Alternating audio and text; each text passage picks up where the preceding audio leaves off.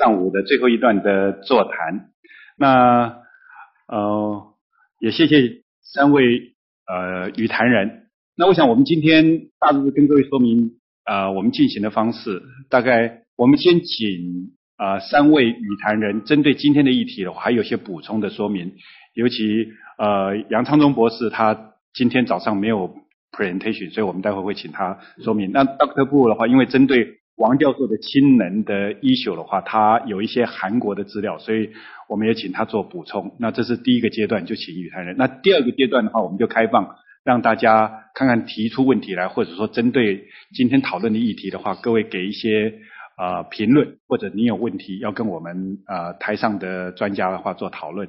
那最后的话结束之前，我想我会请每位3位专家的话，就针对今天的议题都给我们一个很简单的 comment， 让我们大家能够带回去的时候的话，能够有个很简短的心得可以带回去。那这样子的话，让我更方便我们今天研讨会的运作。那首先的话，我们就针对氢能的这个部分的话，韩国政府其实做得非常积极，我们就请 Dr. BOO 谈一下的韩国的氢能经济的推动。Let's welcome Dr. BOO give us the introduction about the hydrogen economy program in Korea.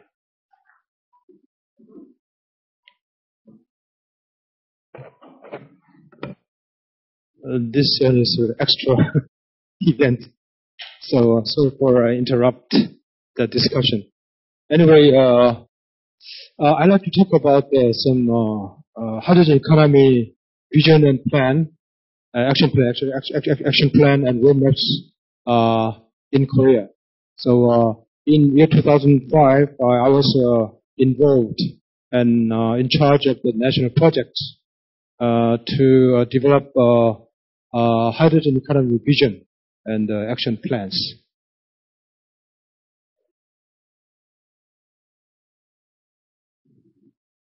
Okay. It takes time.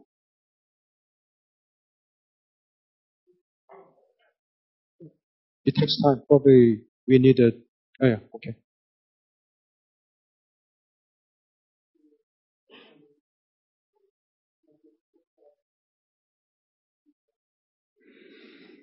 Anyway, it works before. Too far. Sorry. It works. I think it's time.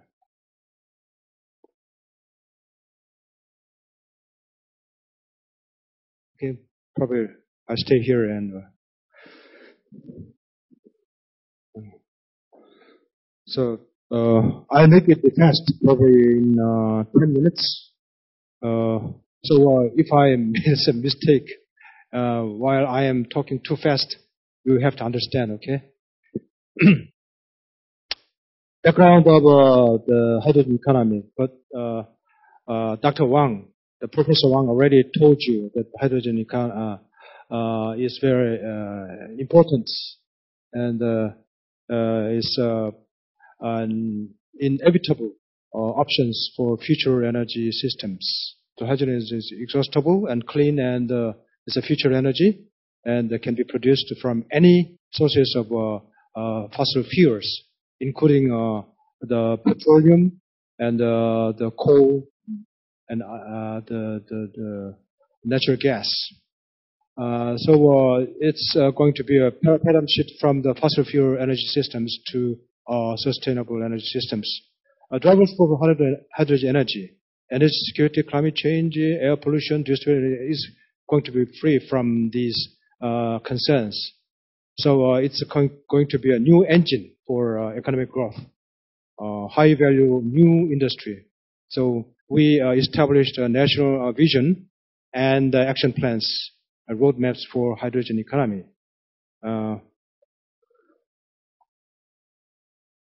This is actually a pathway towards the hydrogen economy. It's made by the DOE, the Hydrogen Pathways, SKSS, and look at, anyway, you can transition to hydrogen economy.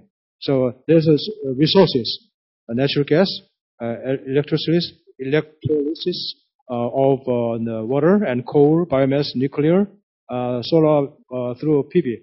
In nuclear, we can produce hydrogen through the nuclear power, the new generation of nuclear power. So I was in charge of that in the last year, and hydrogen can be produced with the next 4 generation of nuclear power plants. And centrally SMR from the natural gas and distributed SMR. SMR is steam methane reformers, and the central gasification and also on-site. So and even in the gas station, you can produce the hydrogen through the electrolysis and also with the reforming the natural gas. So I can distribute from the centrally produced hydrogens also on-site. One can be produced in on-site. That's a system of in each stage from the resources and through the delivery, production and delivery, and also on-site using of the hydrogens. Okay. So there's some issues through these stages. Each stage, environmental analysis and the financial analysis and the cost analysis. So include all these stages. This is a vision of a hydrogen economy. It's one picture of my works in year 2005. And there's goals, energy security and economic growth and environmental protection. So through the hydrogen production and use, you can attain these 3 goals. We have milestones for year 2020, 24, 40. Year 2040, we can attain the realization of a hydrogen economy. So hydrogen and fuel cell industry share in GDP is 3% in year 2030 and 5% in year 2040 when the hydrogen economy is realized. So FCVs, fuel cell vehicles, share in number of cars in the road will be 8% in year 2020, and year 2040 is 54%. It's more than half of the vehicles running in the transportation sector will be the fuel cell vehicles. And fuel cell shares in power sector also 7%, from the 7% up to 22% year 2040. And fuel cells share in RPG, residential power generation, will be from 5% up to 23%. So it's a grand, very great, ambitious plan and visions of a hydrogen economy. And hydrogen share in the final energy use year 2020, 3%, and 40, and 15%. And new and renewable shares in hydrogen production. We can, just as I said before, and we can produce hydrogens from any sources of energies, but we should more focused on the hydrogen produced by the renewable energies. So renewable energies shares in hydrogen production will be, year 2020, is 22%. But it will be 60%. This is a reference case. So reduction in CO2 emissions, one thing is hydrogen economy, and is 4% of CO2 reductions. But it will be 20%. So each stage we should have some activities, R&D activities, also commercialization, industrializations, and institutional arrangements for hydrogen economy to be realized. So this is what we have to do in transition to hydrogen economy. And each milestones we have, each stage we have milestones. Hydrogen application, fuel cells, targets for 2020, FCV, 2 million vehicles, power gen 1 gigawatt, system RPG, 1.3 units. And eventually, the eventual target for year 2040, FCV is 12 million vehicles. It's half of the number of vehicles in the transportation sector will be the FCV. Power gen 6 gigawatt and RPG 7.4 units. So we have to produce to supply the hydrogen to these fuel cell products. Until 2020, we have to produce the hydrogen through the LNG surplus electricity. We can surplus electricity to produce hydrogens from the water and gas production too. Targets in NRE, new and renewable energy shares, 22%.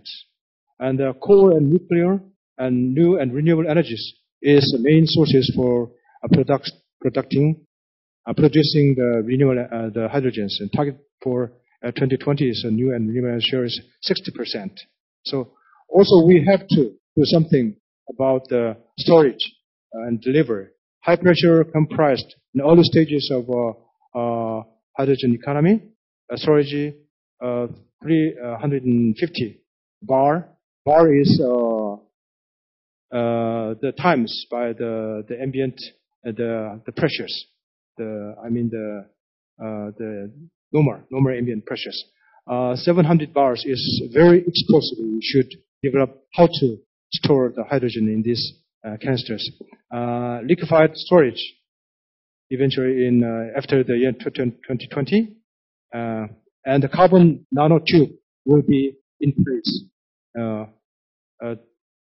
Should store the hydrogens efficiently. Step-by-step expansion of on-site hydrogen station along with off-site into centrally produced hydrogen plants.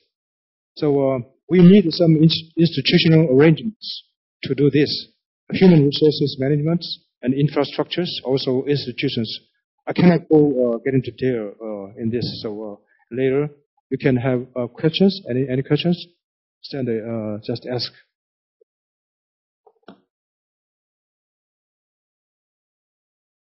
Okay, so strategies, fuel cells, and each stage we have some strategies, development and commercialization of fuel cells. So 7 years before worldwide commercialization of FC. So we have a time to catch up with developed countries such as United States and Japan or European countries. So during this time we can gain the competitiveness through the concentration of investments in core technologies. Policy direction for biosectors, so transportation sector and residential sector and electricity sectors and mobile. So doctors asked me that which one are you more focused on this area? So originally we were more focused on the transportation sector following the United States case, but we changed the direction. It's more focused on the building sectors, such as MCFC or solid SOFC is more efficient, so we are going to use that one in the building sector. For residential sector, we are going to use that PM, polymer electrolyte assembly. So that one should be the main technology applied in the residential sectors. So we are keep changing the direction, the policy directions from the transportation sector to residential or building sectors. So this year we are implementing some project to apply the fuel cells applications in the building sectors. You know the POSCO powers, and POSCO power is try to deploy some 100 kilowatt systems or several megawatt systems to produce power from the hydrogen fuel cells. And they have a long contract with the Seoul city governments and to deploy as many as possible that fuel cells for the building sectors, starting from the city halls and other annexes too this year, from this year to next several years. So roadmap for FCVs. This is roadmaps how to develop and deploy the fuel cell vehicles. And Hyundai also develop and demonstrate the fuel cell vehicles in Korea, also in California, in the United States. And there some demonstrating several cars, the fuel cell cars, and that also they have the fuel refueling, hydrogen refueling stations. They have several places in Seoul cities, so they can refuel the hydrogens for demonstrative fuel cell vehicles. So this one is for RPG, residential power generator or buildings. So we are more focused on this area. And this year we have deployed 150 RPGs with some government subsidies, 70% of subsidies for the initial investment. So it's keep on going down. It's originally 1 kilowatt system is 10 million, 100 million won per kilowatt systems, but it's reduced and 60 million won, and eventually will be 20 million won per kilowatt systems. In that case, we can compete with other types of the boilers. Power generation, mainly MCFC, and they're going to introduce the SOFC because SOFC is more efficient. Mobile applications, Samsung and LG is more focused on this one, and they're trying to produce the fuel cells, mini fuel cells for mobile applications. This shows that what is the demand for hydrogen, and for each phase we estimate, and then such and such volume of hydrogen is needed for FC fuel cell applications in each sectors. So let me skip this one because of time constraints. So eventually we need 7.5 million tons of hydrogens per year in year 2040. On site, 0.9 million tons, but offsite, centrally produced hydrogen, the demand for that one is almost 6.7 million tons per year. So early stages is more we relies on the LNG or other the easy supplyable sources, but in later stages we more focused on the nuclear-based or new and renewable-based hydrogen production. So this is supply systems, so for infrastructures for supply, hydrogen supply systems. So location, like Pohang, Gwangyang, mainly the petrochemical or steel industry. So we can use that byproduct gas for producing the hydrogens, scarce and process. So there's some talks about what is more efficient in producing the hydrogens, centralized or individual. So we think that the centralized is more cost effective, but there's some problems in delivering and storing these hydrogens for the future use. So there's a pros and cons for each options. Pipeline and individual strength and weakness we talked. this shows that the systems process of a hydrogen economy from the sources and storage and delivery and end users, urban area or remote areas. For remote areas, tube trail is used, and the urban area we have the natural gas network, so we can use that one, H2 pipeline. Eventually, we can construct a pipeline for hydrogen delivery. And this fuel cell vehicles here. So hydrogen station, refilling station. So this implementation plan. So already we enacted the hydrogen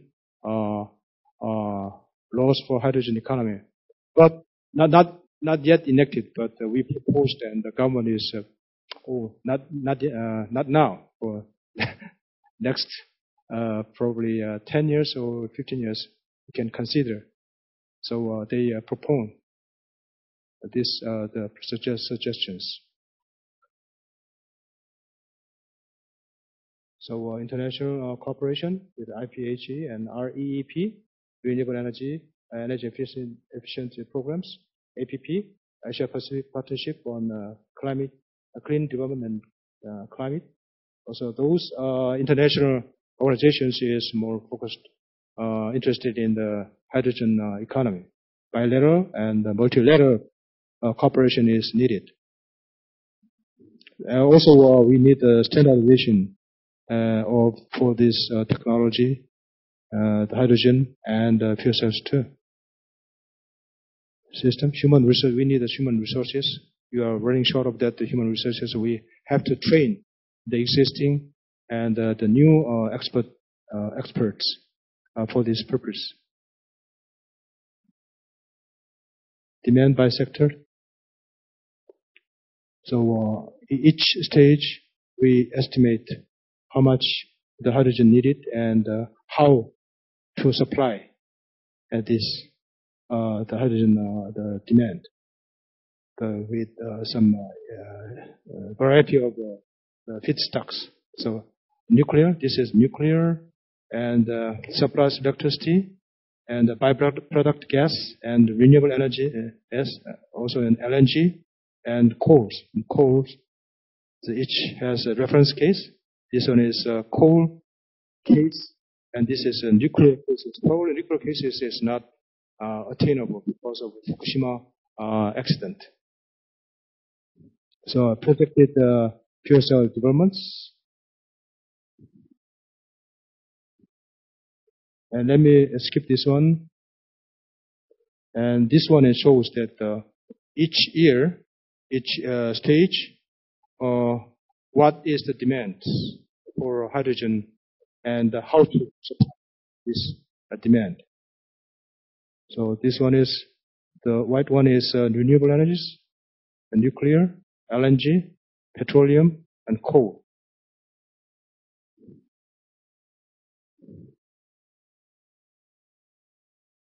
Okay, this one is the impact of the hydrogen economy. So year 2014, this one is fossil fuel economy, carbon economy. If it is let alone, it produces this much. And if you implement hydrogen economy, and this CO2 will be, the increasing rate is decreased, and eventually it stopped around here, year 2030, and it decreased in net volumes. And also this gap is probably 20% from this BAU case. So economic impact, we need $20 billion in accumulated the investment, and GDP will be like this. So we can we can get the more GDP from the hydrogen economy investment income like this, and employment we have 3 million new jobs will be created. So we can attain a sustainable economy or energy systems through the hydrogen economy. So it will be a cost-effective attainment of hydrogen economy. The accelerated transformation of energy system in response to international activities such as UNFCCC. So, good options in response to UNFCCC. We have to revise the national energy policies in response to advent of hydrogen economy. So we need to take actions and institutional arrangements to speed up the transition to the hydrogen economy based on the on this master plan. And so far, we are working on that every sector, how to the development transition to a hydrogen economy. And for since year 2005, we already worked on that institutional arrangements, and also worked on how to supply chains or supply infrastructures in transition to the hydrogen economy, and 3 years for each the issues. And from this year, we are working on that some applications of fuel cells for building sectors. We are continue to working on this hydrogen economy in each sectors and each issues. Thank you very much for your attention.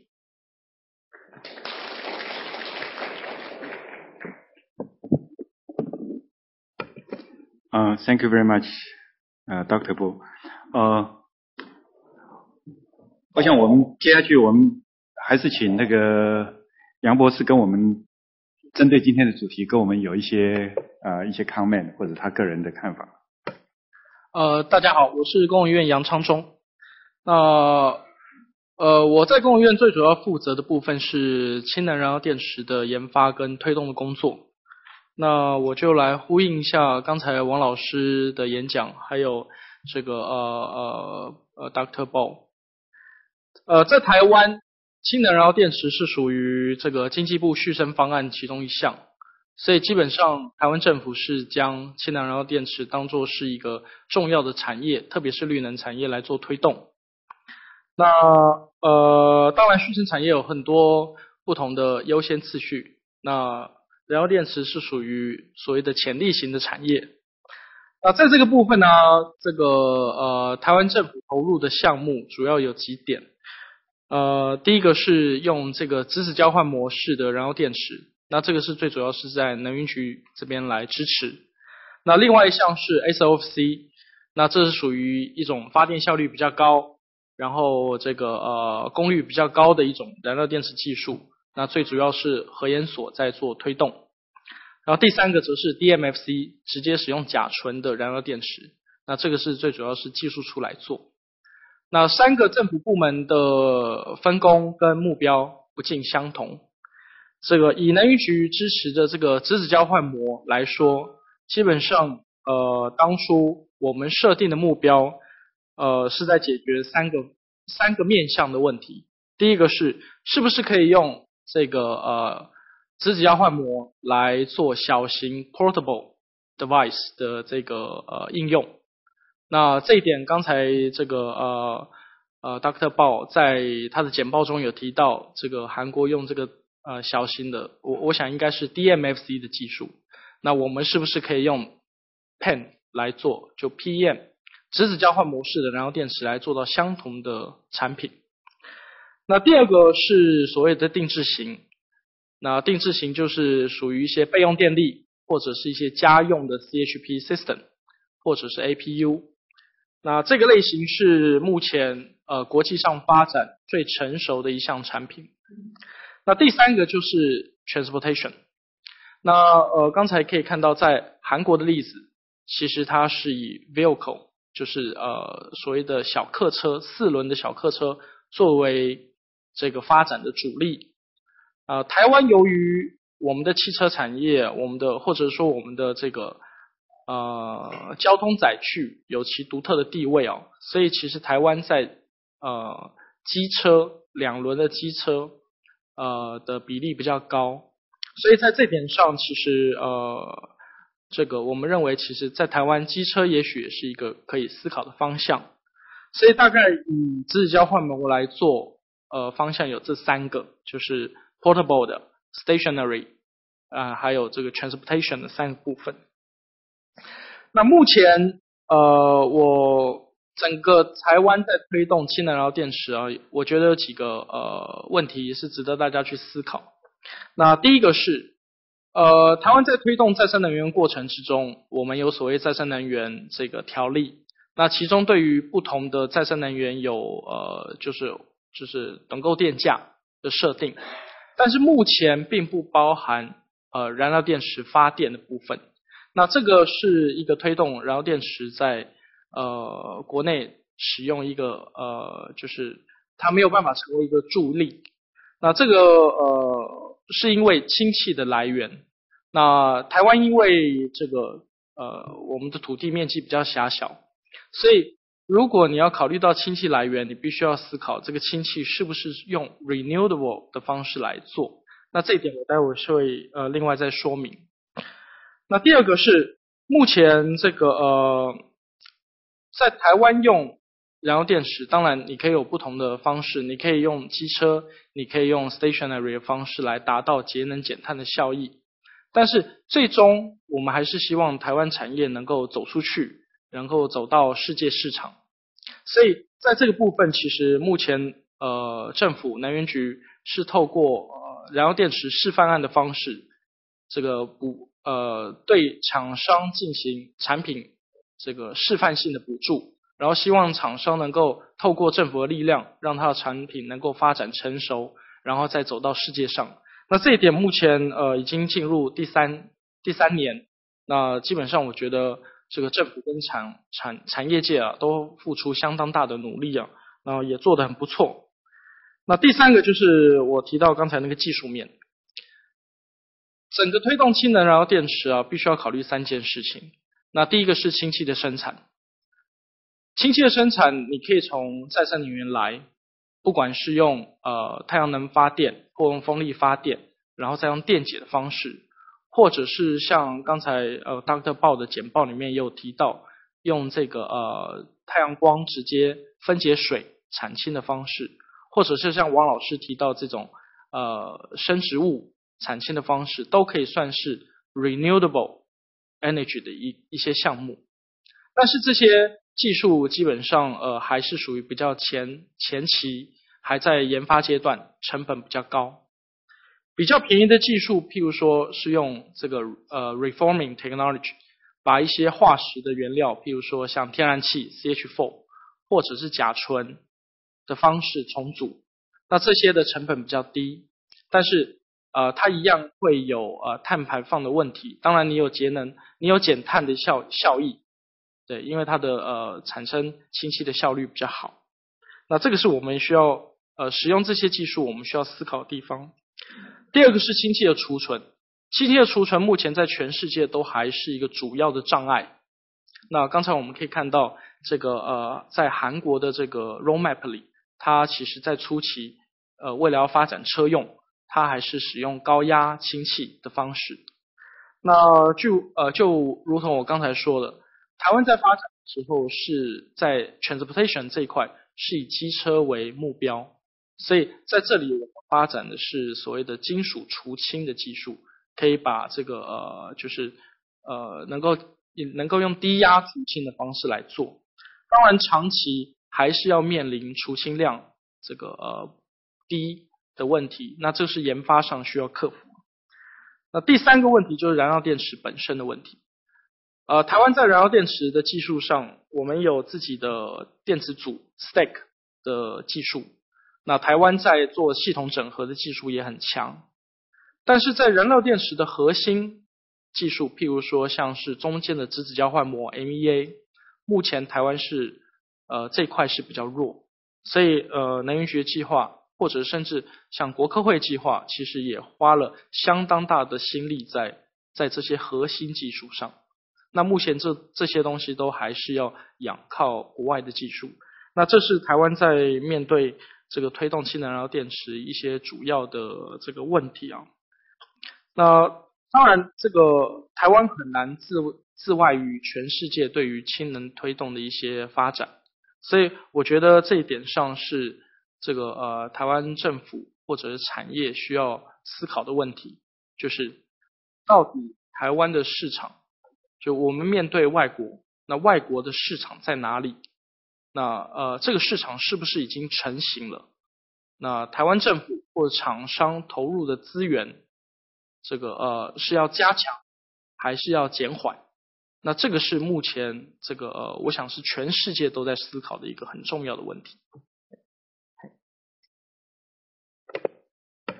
好，非常谢谢杨博士。那我想，我们今天的议题变成有两个方向，一个就是 Dr. BOO 在刚开始谈的，其实我今天个人收获非常多，就是再生能源的标准化的一些国际的推动的情形，跟它的一些关键的点。那另外的话，我们今天也谈了很多，就是氢能的这个部分的话，将来的未来的发展、未来的机会。那我也非常感佩韩国在这个部分它定的具体化的目标以及它的roadmap 其实都非常的清楚。那我接下去是不是我们就针对今天的议题，我们开放看看各位在座的来宾，看看有没有什么问题，或者说您的 comment。 是。 May I ask Dr. BOO, what's the cost of LNG now in Korea? LNG cost, LNG per million BTU. I have no exact, Okay. but it's LNG cost to power generation is one. Taiwan is about $12. One. I assume it's about the 110, same. 100. Japan is a little bit lower because volume. Mm-hmm. Okay. I just can talk in terms of that power generation cost, and 110 one. So it's about $1 per kilowatt hour for LNG I'm very power surprised generation. for your presentation in Korean plan. Are very ambitious and ignore the technology advancement in going on. For instance, you emphasize FCV only without mentioning FCEV, which will be faster without logistic supply. You can produce hydrogen on board and charge on board. Then you don't have the logistic supply for electricity or hydrogen. And you seem to ignore this kind of technology development going on. What do you mean by the FCEV? EV, yeah. Fuel cell electric vehicle? With lithium battery plus fuel cell together. Ah. So it's a hybrid. That's the bridge technology is introduced to the EV is known. Full bird. EV is known. Now it's added. So from the EV and the plug-in system and hybrid systems, and eventually we goes the arriving point is that the fuel cell vehicles is a power generation and using that power into that the mechanically and the in driving US systems. Pioneered by the fossil fuel company. Fossil fuel. Mm-hmm. I think they have a venture in Korea for the. Very popular. The hybrid system is in car companies manufacturing the hybrid cars, and they're selling very well, being sold very well in Korea, also in the United States. And we have to wait 2 or 3 months to get that hybrid cars. And that's the first one. And second one is plug-in. If you develop more efficient, high capacity of battery systems, and it's already in place in Korea, and LG Chemical also producing, but cannot supply all of that the demand. So it's 50% right now. So that's why we have to wait for that hybrid cars in Korea 2 or 3 months to deliver to his hands. And eventually, I think that in hybrid systems and the plug-in and electric cars, probably in 15 or 20 years, and after that, the fuel cell cars will prevail. I think so. Efficiency? Yeah. Which one? Fuel cell cars. Pure fuel cell cars. Okay, I don't know. In the big plant with natural gas to hydrogen, today the efficiency in the thermal efficiency around 70%. Recovery yield is about 65. That is the going technology today. In our plant, my company, we use small one with the methanol. We go to 90% thermal efficiency. Recovery yield, we go to 75 to 80. So and this is another point I was surprised you totally ignore methanol as a low in the economy, energy. Methanol can be used for which many fuel cells for natural gas, mobile applications. Start from natural gas to methanol. So the KAIST, especially the KAIST, the Korea Academy in Science and Technology, they already developed some kind of mini. My own experience with both natural gas and methanol, the thermal efficiency is much higher with methanol than with natural gas. Mm-hmm. Plant cost, methanol is about half of the natural gas plant, which big or small all the same.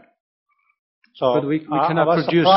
You totally ignore this possibility. You cannot produce the largest scale of hydrogens from the methanol.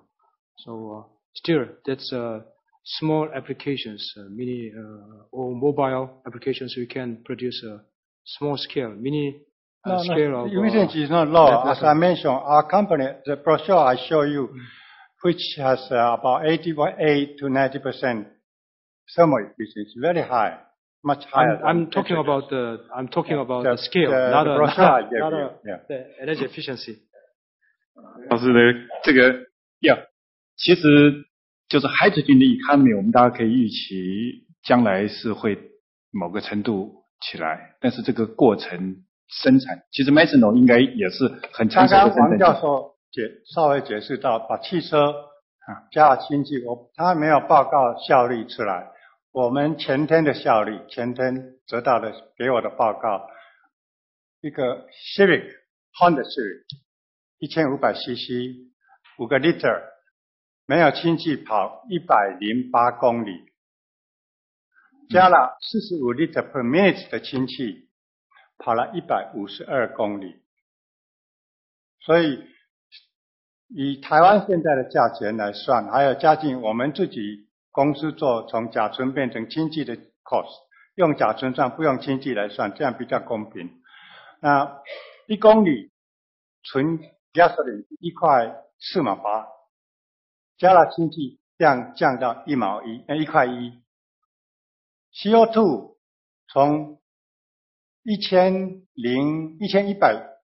gram per kilometer 降到870 gram， 就是很简单的把 hydrogen 加到今天的 engine Honda Civic 已经很老的车子了，加到今天的这种老的 engine 的车子，已经可以得到这样高的效率。也就是说，大家在谈 new energy， 常常只是被 economy 像你们这样，并没有 follow technology 的进步，很快就定了政策，这是不是很好的一个现象？就是在政策定以前，应该稍微 survey technology 怎么样在进步，谈到趋势，它会未来变成怎么样？是。假定你有兴趣 methanol economy， 你去看看 George Orwell 在2008的那本 methanol economy。George Orwell 是2000的 Nobel Prize， 那我一直要找他来，但是他太老，所以他不来。但是我相信政府去邀请他，他会来。他并不是那么老，只是多我10岁而已。谢谢。我看因为时间的关系，本来我们这个原定的话是这个12点，不过可能待会儿我们这个还可以有一些讨论，我们是不是再开放2个问题，然后我们看看有一些 Dr. Boo's presentation, the second part is really a very impressive one for me, because we don't expect H2 economy was such well defined by Korea government.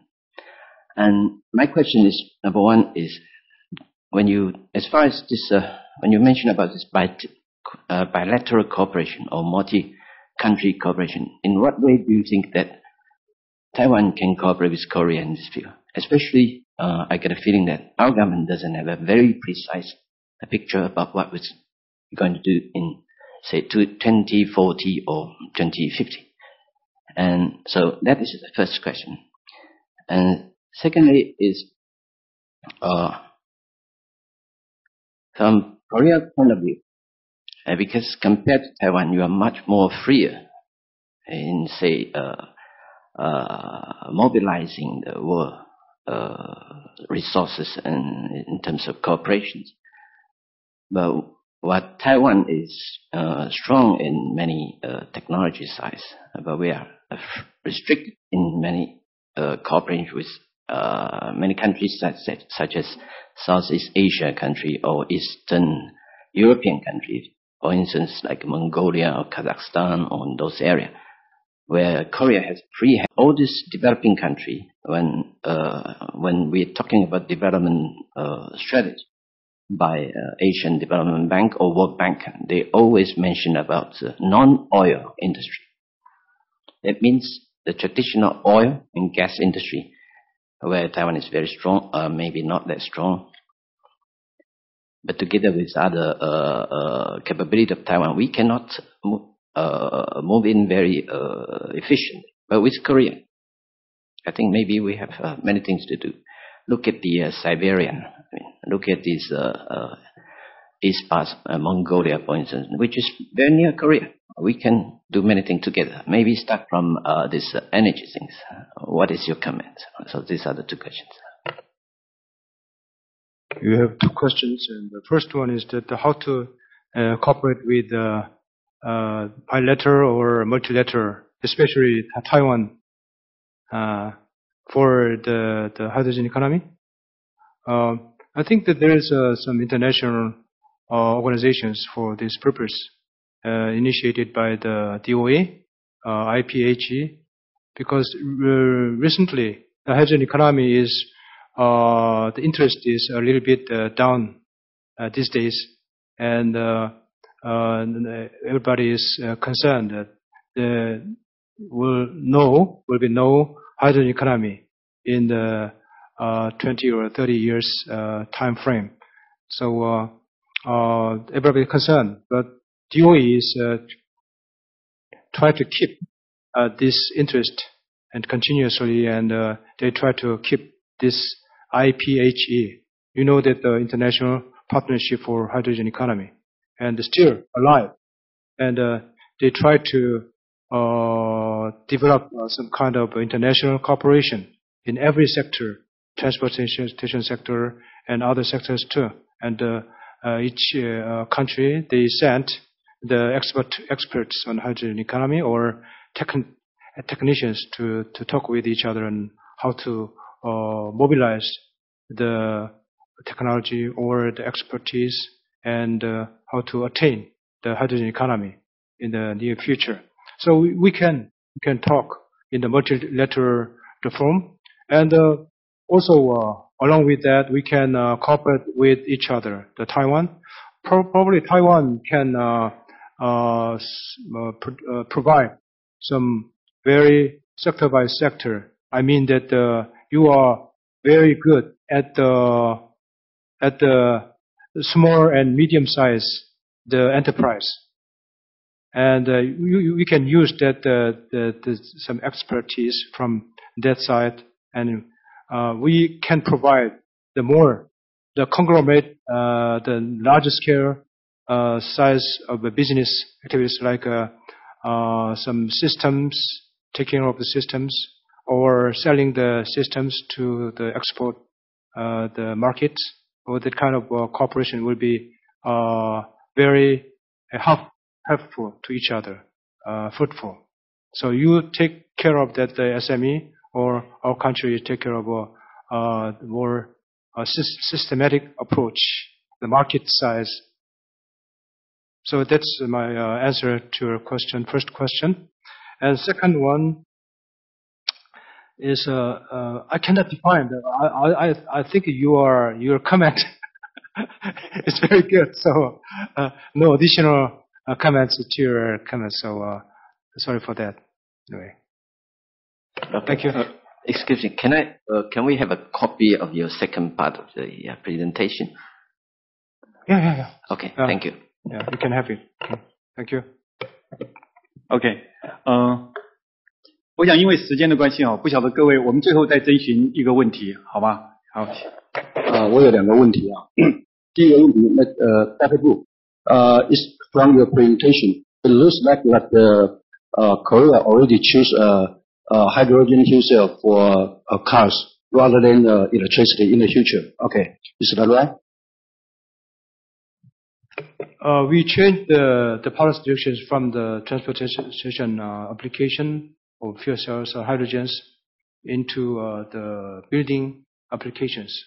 So, like I said in my presentations, I'm working with the POSCO Power, and they are producing fuel cells for building applications.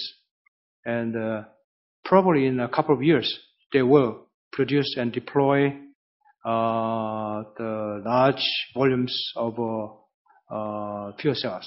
100 kilowatt system is the basic one. So we're trying to find that what is optimal size of the fuel cells for building applications. And they try to produce 100 kilowatt systems. And we can accumulate this one, make a module and 4 or 5, and you can make megawatt systems. And okay. MCFC is the main technology. And try to develop SOFC types of fuel cells in the near future.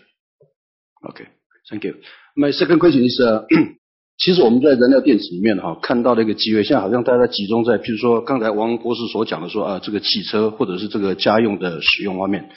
但是实际上它有一个很大的市场，就是取代目前的那个铅酸电池。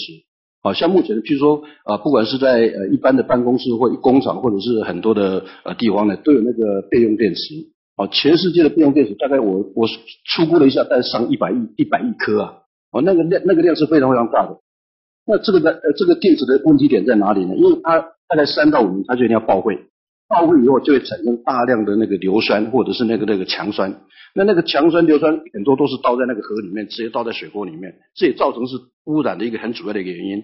所以这一点我觉得我们台湾的政府是不是应该要把这个东西把它的补助放到这块上来，让台湾的这些用这个强酸的电池的能够很快的把它给 replace 掉变成一个很干净的一个能源。OK， 这个谢谢您。最后这个是一个 comment。那我想不好意思，因为时间的关系我们原来这个控制，然后包括翻译这个原来有一定的时间。我想最后，我们是不是因为刚刚这个我们请王教授就针对刚刚 Dr. Boo 以及杨昌忠博士的这些还有一些回应的话，我们是不是最后的话，我想因为时间的关系，我们就只请王教授给我们一些 comment， 因为前面2位的话大概有一些综合性的一些 comment， 是不是王老师？